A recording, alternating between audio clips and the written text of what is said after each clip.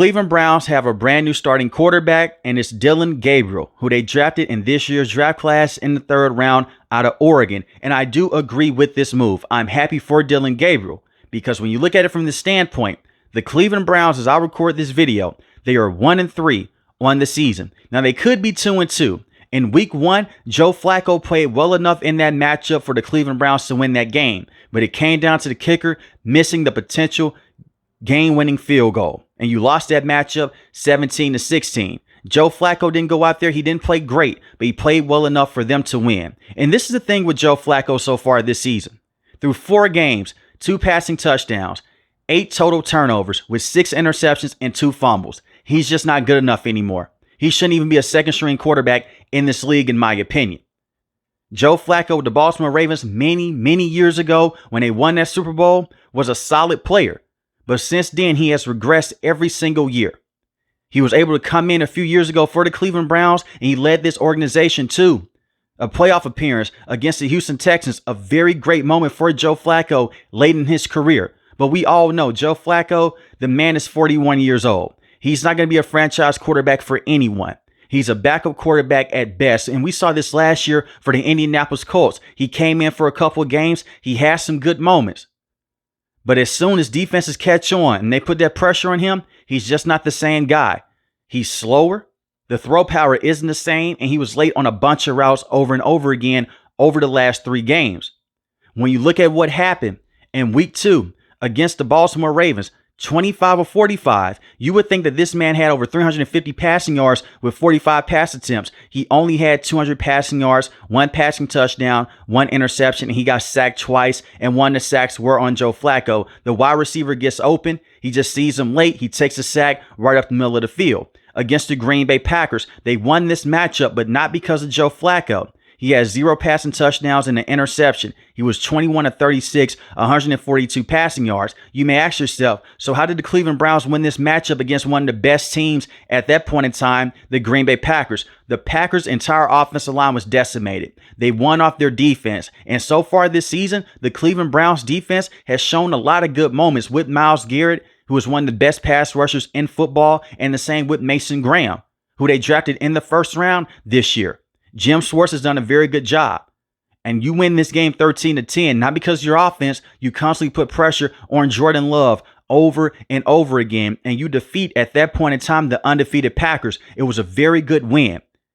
But this last loss against the Detroit Lions was a nail in the coffin for Joe Flacco and possibly his career with the Cleveland Browns. He was downright terrible from the 1st quarter. They should have put in Dillon Gabriel late in the 4th quarter. 16 of 34, 184 passing yards, 0 passing touchdowns, 2 interceptions, and he took 3 bad sacks in this matchup. And I understand the offensive line on the left side may have been a huge issue for Cleveland. That's why they just made a trade to bring in Cam Robinson from the Houston Texans. He's a veteran. Hopefully he can step in and he can be a solid player for them. But it was time to move on from Flacco. Too slow. In terms of getting inside and outside the pocket, you can't run those play action bootlegs at all now with Flacco. That is how fast he's regressed because of his age. And you look at someone like Dillon Gabriel at Oregon, he got the football out quick. The same at Oklahoma. That is what he did at the college level, and he played within that system at Oregon. You could say that he was a system quarterback at Oregon, but we've seen him go out there and have some big time moments in the past with Oklahoma. I think that he'll come in and he'll be a better option than Joe Flacco. It can't be worse than Joe Flacco right now when you're playing with Dillon Gabriel. He can play under center. He can play in a shotgun. And this is the thing here. He's faster. He has more mobility. You can run those play action bootlegs because this is the thing here with Kevin Stefanski. You made the NFL playoffs when you had so many different quarterbacks starting that year. Dorian Thompson-Robinson didn't work out. Deshaun Watson went down with that injury. You call in Joe Flacco. That's a playoff appearance with Kevin Stefanski. And then a few years back with Baker Mayfield, they go to the NFL playoffs yet again. Baker Mayfield looked like a very good quarterback at that point in time. And you defeat the Steelers. Now, Kevin Stefanski was at home. He was dealing with the pandemic issue, but he still coached up that team, and he did help lead them to the NFL playoffs. So we know that he can coach on the offensive end. All they need Dillon Gabriel to do is go out there and be a game manager. Don't take dumb sacks. Don't hold on to the football for a very long time. Get the football out quick to your playmakers and work within the system. And if no one is open, gain those 4 to 5 yards with your legs.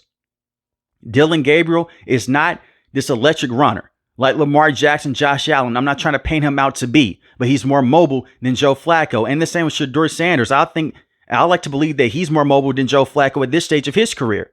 But Dillon Gabriel, there's a lot of upside here with him just being a solid player in this league. I don't see franchise quarterback, but I see him being good enough for the Cleveland Browns to at least contend in some games for this upcoming stretch here.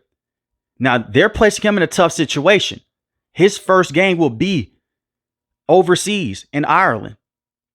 On top of that, he's facing the Minnesota Vikings. They have one of the best defensive minds in football in Brian Flores. He can blitz you over and over again. Look at what he did to Caleb Williams in week 1. Look at what he's done against veteran quarterbacks. He's given them a lot of problems in the past. Look at what he did when he was with the Miami Dolphins as a head coach. He put a lot of stress on Lamar Jackson when he was a Miami Dolphins head coach by sending different blitzes over and over again. But that comes down to Kevin Stefanski. When I look at the offensive cast that Dillon Gabriel has to work with the Browns, it's not the best. It's not the worst. You have a lot of upside with Jerry Jeudy. He just needs to catch the football. He's a smooth route runner. When they put in Jameis Winston, he looked like a superstar doing that stretch. This man was a top wide receiver last year statistically. So if you can just go out there and stretch out the field with him and he can catch the football, he can be your number 1 wide receiver. Not saying that he is right now, but based off what he did with Jameis Winston was a special player. You have a safety blanket in David Njoku. Harold Fanning Jr. has been a solid tight end playing alongside Njoku up to this point. You got a steal in Isaiah Bond. Isaiah Bond, in my opinion, could have easily been a 2nd or 3rd round pick coming out of Texas. But you guys can research this for yourself. He had an allegation off the field. He went undrafted. But this kid could have easily went high in the NFL draft. I believe that you have a steal in him. So you have good weapons on the perimeter. And you have Quinshon Judkins in the backfield, who has been a solid running back so far for the Cleveland Browns, and you have Jerome Ford. The offensive line has to be better for sure. But look at the play calling here with Kevin Stefanski. There's going to be a lot of pressure on him because he loves Dillon Gabriel. And multiple sources have said this, that he has been a huge fan of Dillon Gabriel for quite some time. That's why they selected him in the 3rd round. But I wish Dillon Gabriel nothing but the best. I want to see the Cleveland Browns have a good quarterback, not just for this season, but for the next 5 to 10 years. And I'm not saying that Dillon Gabriel will be that guy for the next 5 to 10 years. But I will say this about Dillon Gabriel. And every other rookie I've said this for over the last 2 to 3 years. They don't have film on you. You can get away with a bunch of dumb things right now because defensive coordinators, they don't know your tendencies just yet. So take advantage of this window. And if it doesn't work out, you have Shedeur Sanders. Now, this is the Shedeur Sanders portion of this video. Joe Flacco right now is a 2nd string quarterback. I'm a big fan of Shedeur Sanders. I'm a big fan of Dillon Gabriel. Joe Flacco should not be the 2nd string quarterback. And the reason why I say that, we have a huge sample size right now with Joe Flacco. Going back to a few years ago in this 4-game sample size, he is who he is. He's not going to be your franchise guy long term. You could potentially have a franchise guy in Dillon Gabriel, and the same with Shedeur Sanders. Shedeur Sanders should be the 2nd string quarterback and Dillon Gabriel should be the starter because Dillon Gabriel has gotten more first team reps and practice in this offseason than Shedeur Sanders. Shedeur Sanders hasn't gotten those many reps because he was a later draft pick. He went in the 5th round. He was the last draft pick in this year's draft class for the Cleveland Browns. And for everyone that came out and said the owner, he bust into the door and he told Andrew Berry and Kevin Stefanski, you're going to draft Shedeur Sanders. He came out 2 months ago and he said if he knew that was going to be the game plan, he would have told them no. So Andrew Berry and Kevin Stefanski, they also drafted Shedeur Sanders. They took a flyer on this player. I think that Dillon Gabriel will get a 4 to 5 game sample size. If it doesn't work out, if they're still losing football games, he's throwing a bunch of interceptions, or he just doesn't look good, then you go with Shedeur Sanders. This is the difference between Dillon Gabriel and Shedeur Sanders. An unbiased point here. Dillon Gabriel will get the football out quicker. He's not going to take dumb sacks over and over again like Shedeur Sanders. Shedeur Sanders had a lot of bad moments in that last preseason game. And I dropped a video on this. Receivers were open. The offensive line protection was not the best, but in this league, if you constantly hold on to the football for 4 to 5 seconds, you're going to get hit over and over again. You may only have 2 to 3 seconds to get the football out. In Cam Ward's case, he only has 1.5 seconds to get the football out quick, and Shedeur Sanders hasn't done that. So he needs to go into practice and work on this. He could still have a chance to start in this league. He could still have a chance to start this year with the Cleveland Browns. My prediction is that he will. But give us some time here. I hate what the national media is now trying to do, because the interview did come out with Shedeur Sanders. If you want to call it an interview, they asked him about how do you feel about Dillon Gabriel being the starter.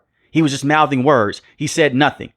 And now you have a bunch of people in the national media, they're calling him immature after they just hyped him up this entire offseason and said that he should have been a first-round pick. So I don't understand the narrative there. But I look at it from this standpoint, it's an opportunity for both quarterbacks. Kevin Stefanski knows that Joe Flacco isn't going to be the guy. Joe Flacco, 41 years old. I like to think that he knows that he's not going to be here for the next 4 to 5 years. And if it doesn't work out with Shedeur Sanders, it doesn't work out with Dillon Gabriel, that's fine. You have 2 first-round picks in this year's draft class. You can draft the quarterback that you want. But this is also a bad look on Kevin Stefanski. This would be his 12th starting quarterback in 6 years since he's been the head coach with this organization. The bigger picture here, this would be the 41st starting quarterback for the Cleveland Browns since 1999. 41 different starting quarterbacks since 1999 is ridiculous. That is why I believe neither one of these quarterbacks in Dillon Gabriel or Shedeur Sanders are going to work out long term. They're tremendously talented, but this is what we know about the Cleveland Browns. They haven't been able to develop a quarterback in a very, very long time. But the defensive pieces, they're there.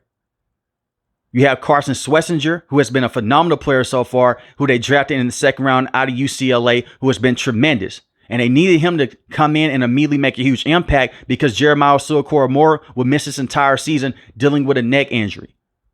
And you have very good pieces on the back end of your defense in the secondary. But be the game manager, plan the offensive structure, and you should be fine. And pick up yards with your legs if you are Dillon Gabriel. They don't need him to go out there and be the next Josh Allen, be the next Lamar Jackson. They just need him to go out there and manage the game. And he can help this team win football games. That's a plus to him.